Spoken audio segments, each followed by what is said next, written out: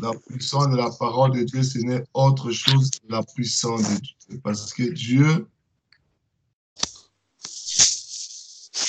au commencement, c'était la parole était avec Dieu et la parole était Dieu. Jean chapitre 1, à partir du premier verset.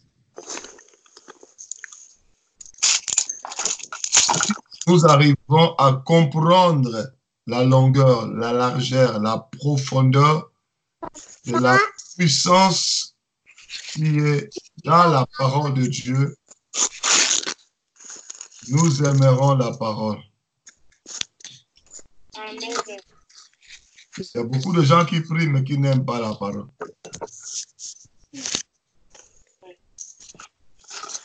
Ils ne la méditent pas, ils ne la mémorisent pas, ils ne font pas la lecture de la parole, ils n'obéissent pas à la parole, mais ils prient. J'ai vu beaucoup de chrétiens comme ça. Ils croient tellement à leur prière que même s'ils rejettent la parole, ils pensent qu'ils vont réussir. Hier, nous avions dit, ce qui donne la puissance à ta prière, c'est la parole. Ce qui fait que ta prière soit puissante, puisse renverser les montagnes, c'est la parole de Dieu. Amen. Parce que la prière, en soi, c'est rappeler à Dieu ce qu'il a dit dans sa parole. Seigneur, il est écrit, il n'y aura ni femme stérile, ni femme qui avorte. Amen. Je prie au nom de Jésus-Christ. Seigneur, il est écrit, nul ne tiendra devant toi tant que tu vivras. Amen. Seigneur, il est écrit, il n'y a maintenant donc aucune condamnation pour celui qui est en Jésus. C'est-à-dire, je parle à Dieu. Dieu n'écoute que sa parole. Il n'écoute pas les vaines paroles.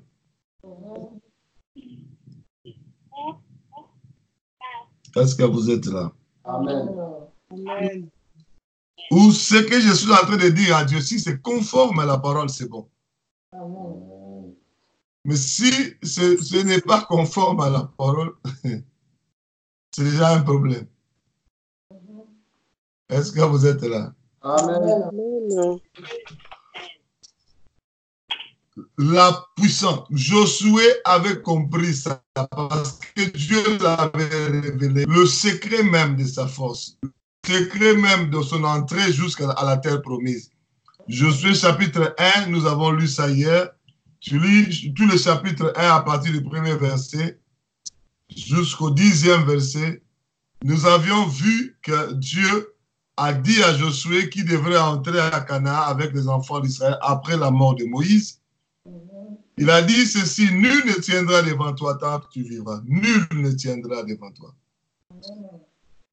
Partout où tu fouleras la plante de pied, je te donne en possession. Je serai avec toi. Je te donnerai Canaan. Tu entreras en possession de Canaan avec les enfants. Dieu a donné toutes les promesses. Mais pour concrétiser cette promesse, il a encore dit fortifie-toi et aie bon courage. Je sais que nul ne va tenir devant toi. Je sais aussi que là où tu foules la plante de tes pieds, cet endroit te donné. Je sais que tu arriveras à la terre promise, mais il faut te fortifier et prendre courage.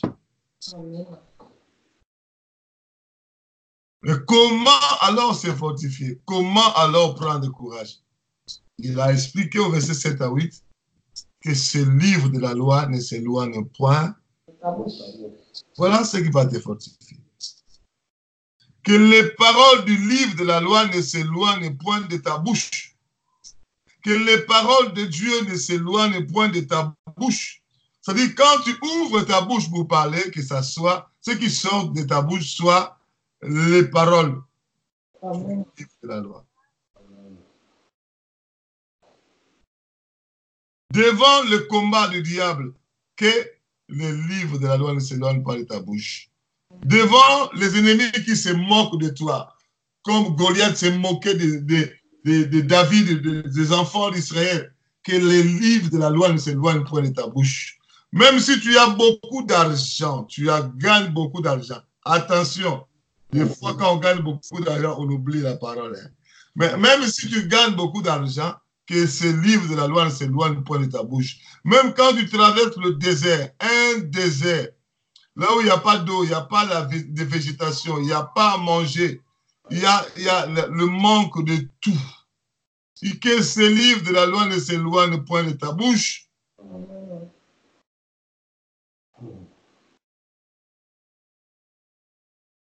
Pour arriver à ce que le livre de la loi ne puisse pas s'éloigner de ta bouche, nous avons lu ça hier et je vais encore lire aujourd'hui Josué chapitre 1. Alléluia. Amen. Amen.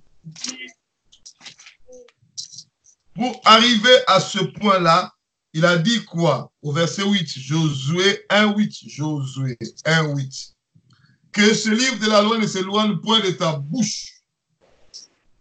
Comment faire pour se fortifier? Comment faire pour prendre courage? Comment faire pour que nul ne tienne devant toi tant que tu vivras? Comment faire pour que là où tu foules la plante de tes pieds, c'est-à-dire en déclenchant la puissance de la parole. C'est la parole de Dieu qui détermine tout ce que nous avions lu, tout ce que Dieu a dit sur Noé. Amen. Dieu peut te donner une promesse, mais il faut que, avant l'accomplissement de la promesse de Dieu, tu dois t'accrocher à la parole. Amen. Que ce livre de la loi ne s'éloigne point de ta bouche.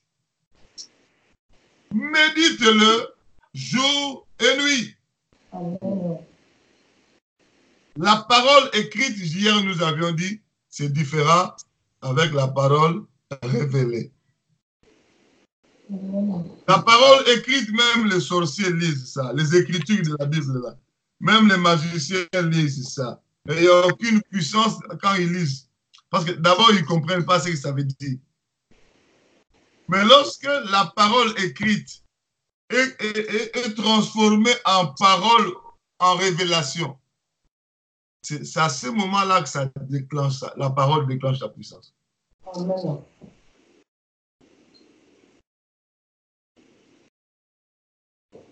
Dans la vie de la personne qui reçoit la révélation.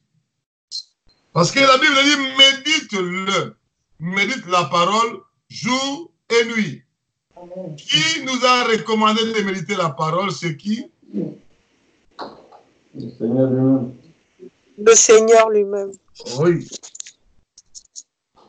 Je vais te dire une chose que tu dois retenir toute ta vie si tu veux rencontrer le Seigneur en ces jours-là. Tout ce que Dieu te dit de faire, lorsqu'il t'envoie pour faire quelque chose, sache qu'il t'accompagne dans la chose.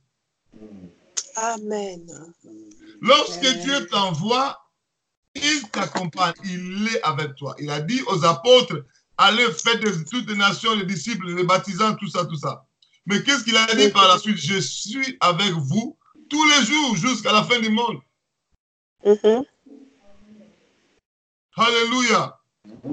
Amen. Est-ce que vous êtes là? Amen.